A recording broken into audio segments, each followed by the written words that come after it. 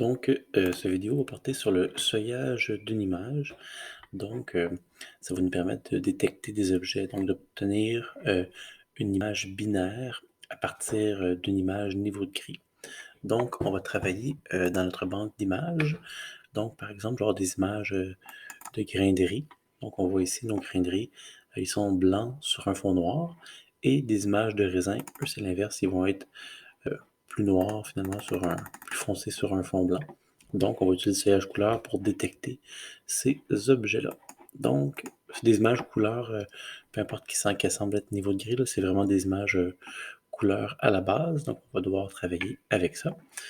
Donc, allons-y tout de suite. Donc, vous voyez là, mon vidéo 7, je suis exactement dans le même dossier que mes images riz et raisin. Donc, ça va me permettre d'utiliser les constantes de fichier. Alors, on va commencer par faire ça. On va aller charger notre image. Donc, on va aller à partir du Vision Utilities, Image Management. On va juste se mettre. Donc, on va réserver l'espace mémoire.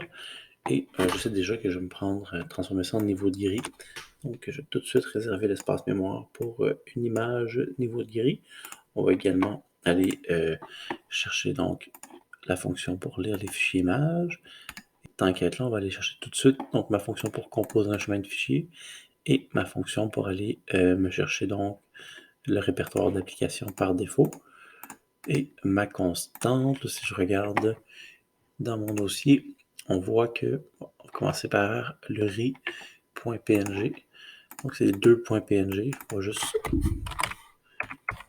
png. Et on va pouvoir entrer ça comme chemin de fichier. Donc, mon image originale, c'est une image couleur. Donc, on va prendre ça en U32. Ensuite, on va lui donner un nom. Par exemple, je vais appeler image couleur, IM couleur, que ça soit moins long. On va sortir la référence ici, l'erreur ici. On va se créer peut-être un indicateur pour avoir mon image couleur. Et je serai ça un petit peu. Regarde, on va en mettre tout de suite 3. C'est genre mon image couleur noir et blanc. Puis je vais aussi avoir mon image binaire. Donc, on va sortir ça. Fait qu'ici, on va appeler image couleur.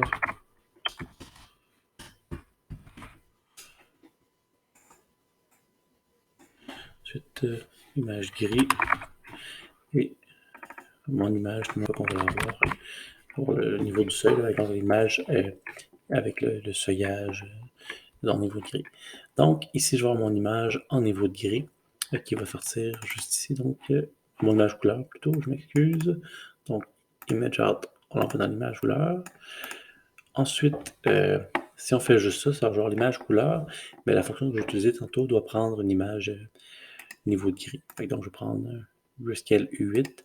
Je vais l'appeler tout de suite IM gris. Et donc, on va tout de suite aller chercher à partir du Color Utilities qui est dans le Vision Utilities, on va aller extraire un seul plan de couleur. Donc, oups, je vais faire ça. Donc, je vais prendre mon image couleur en entrée. Si je regarde d'être contextuel ici, là, ça prend l'image source et l'image couleur que j'ai en entrée. Et destination, c'est l'endroit où j'ai réservé l'espace mémoire. Et on va pouvoir justement aller. C'est pas elle que je voulais prendre, je vais prendre celle-là.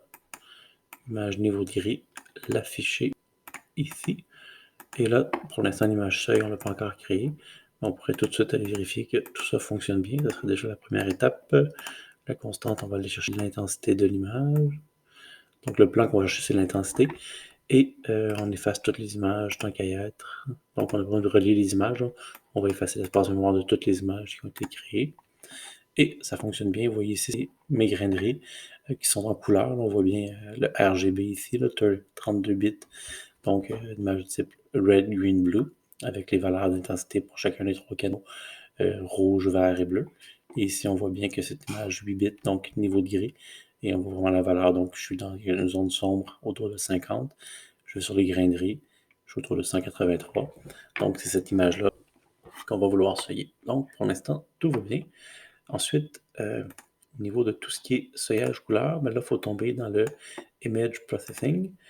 Et en fin de compte, il y a justement l'onglet ici Processing où on va trouver les fonctions. On a une fonction justement pour faire du seuillage et on peut tout de suite donc voir les valeurs qu'on va avoir au niveau de nos images. Donc, le Emac Threshold, on peut aussi avoir du multi-threshold pour avoir plusieurs zones précises, mais ici, ça va simplement donc nous sortir donc les valeurs, les pixels qu'on veut conserver finalement.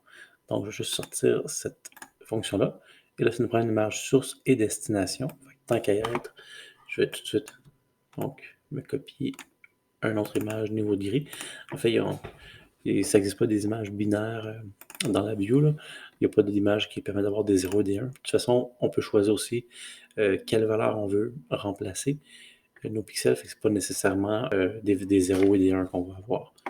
Donc, je vais vous montrer comment on peut faire ça. Donc, on va aller le niveau seuil, juste ici. Donc, le nom d'image, image seuil.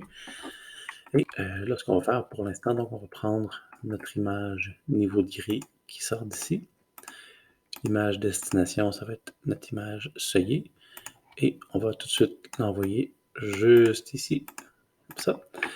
Là, ensuite, on a donc, si on veut conserver ou remplacer la valeur, on peut se mettre une commande, tant qu'à être, si on l'a modifié à l'avant. Donc, en gros, ça va nous permettre de dire si on veut conserver, donc si on veut remplacer les pixels, donc on va avoir identifié, ou si on veut conserver la valeur originale. Fait que des fois, conserver la valeur originale, ça nous permet de voir quand même le grainerie, de conserver les pixels qui composent le grainerie. On va voir dans un instant la différence que ça donne. Là, pour l'instant, on va laisser ça comme un bouton qu'on peut modifier, parce qu'on va éventuellement mettre dans une boucle ici pour tester quelques valeurs. Ensuite, en entrée, donc la valeur de remplacement, on peut créer une constante ici. Typiquement, c'est 1 pour faire 0 ou 1. On aurait pu mettre aussi 255.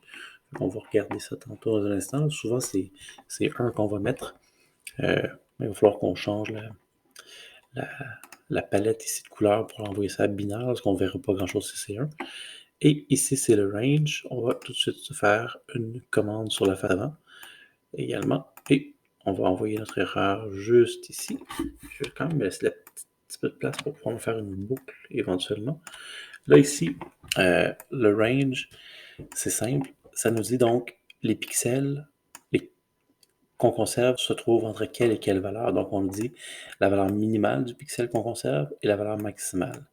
Par exemple, ici, si je me déplace avec l'ampoule, je suis à 48. 50, ce n'est pas un pixel qui va être conservé parce que je suis en bas de la valeur minimale. Si je me déplace ici avec l'autre ici, je suis à 195. Ça, c'est la valeur d'un pixel qui va être conservé. Donc, pour rétablir le masque. En gros, ce qui se passe, c'est que je suis à l'extérieur de cette portée-là, donc range en anglais, donc de la portée qui est établie ici.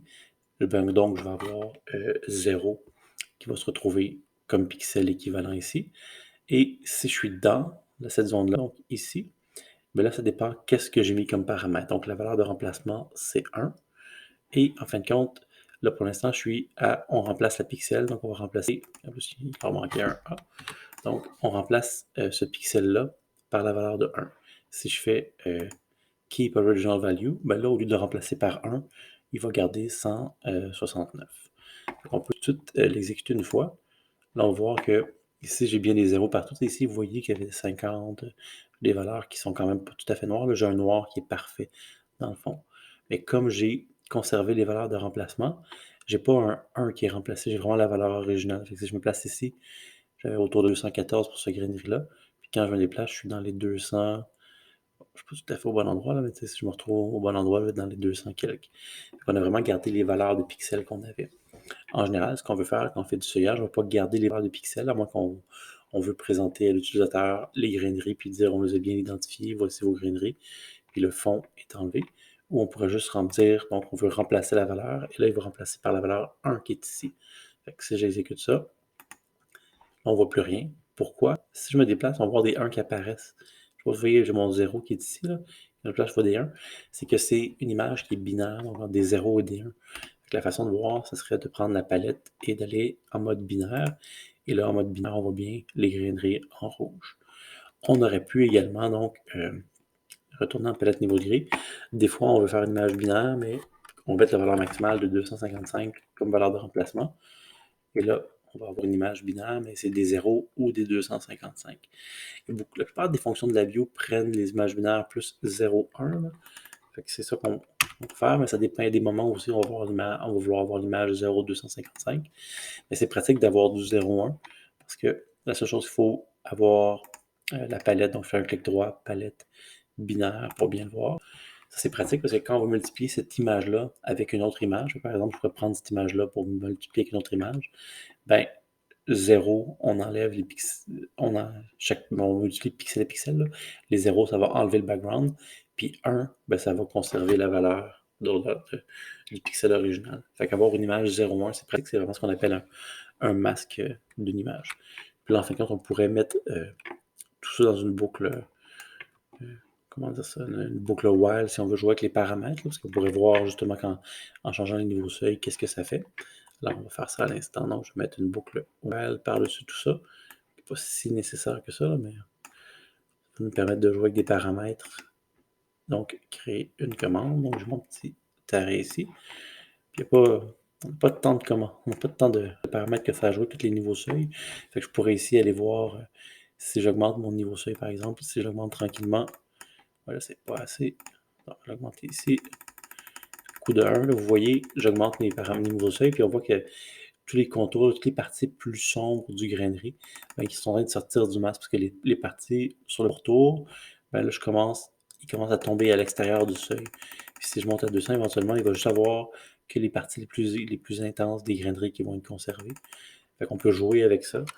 Ça, c'est beaucoup d'essais-erreurs pour y arriver. Ça, c'est pour le grainerie.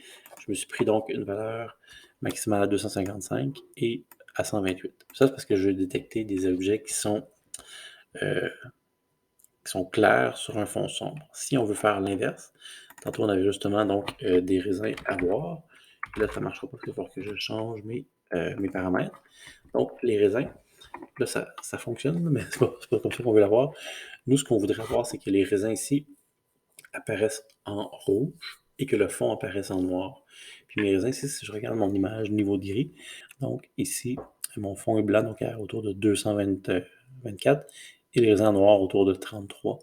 Fait que nous, ce qu'on veut, c'est, on pourrait dire, ben, je pense pas qu'il y en a plus autour de 50, on va peut-être dire la valeur maximale que je veux, c'est 60, et la valeur minimale que je veux, c'est 0. Tout ce qui est entre 0 et 60, je vais remplacer ça par la valeur 1. On voit ici nos raisins. Si je le remplace par la couleur de l'image, ça, c'est pas pratique parce qu'en fin de compte, mon fond est noir, puis les raisins sont assez sombres. Fait que si je fais ça, là, je suis en mode binaire. La palette est en binaire, c'est pour ça que ça fait des couleurs un petit peu bizarres. Ça va être pratique, les palettes binaires qu'on va voir du comptage d'objets, mais pour l'instant, on n'en a pas. Donc, je vais retourner à ma palette niveau gris. Donc, vous voyez, c'est noir, puis les raisins sont quand même assez sombres. Fait qu'on voit quand même pas grand-chose. C'est pour ça qu'on est mieux donc de conserver la valeur originale. Puis là, comme nous, on a choisi de remplacer par 1, mais là, vous voyez, c'est l'image binaire, donc je devrais retourner à ma palette ici pour mettre ça donc de niveau binaire pour voir mes 0, mes 1. OK. C'est vraiment l'idéal donc pour le seuillage en termes de niveau de gris. Là, on aurait pu aussi également remplacer ça par une commande si on avait voulu. En général, on ne fait pas ça, mais je peux bien le remplacer par une commande. Non, changer en commande, c'est plus facile. Donc, la valeur de remplacement. Puis ma valeur de remplacement, si j'exécute, ben, j'aurais pu lui demander de changer par 255. Puis je vais avoir donc un 0 ici. Puis là, je peux même retourner à ma palette grayscale, ça va revenir au même. Donc, ou la palette binaire, ça revient au même. Pour lui, le 255, c'est du blanc. Mais si je retourne à 1 comme valeur de remplacement, ça va être du rouge, donc la première couleur. Si je vais à 2, je vais voir c'est une autre couleur. Fait que, quand on est en palette binaire, c'est pratique parce que éventuellement, on va vouloir numéroter les objets. Là, pour l'instant, tous les objets ici ont la même valeur. Éventuellement, on va vouloir faire de la segmentation, donc attribuer un numéro différent pour chacun de nos objets. Et la palette binaire nous permet justement de faire ça. Fait que quand on est en palette binaire, là, vous voyez, chaque objet, si je mets une valeur de remplacement, a une couleur prédéterminée. Là. Bref, on se croirait dans un jeu vidéo début des années 80. Mais c'est vraiment assez pratique la palette binaire pour ça. Fait que là, je vais mettre un 1 ici, puis 255, on se rend au blanc. Je vais avoir 200, d'autres couleurs, un paquet d'autres couleurs finalement qui sont disponibles. Donc, je tourne à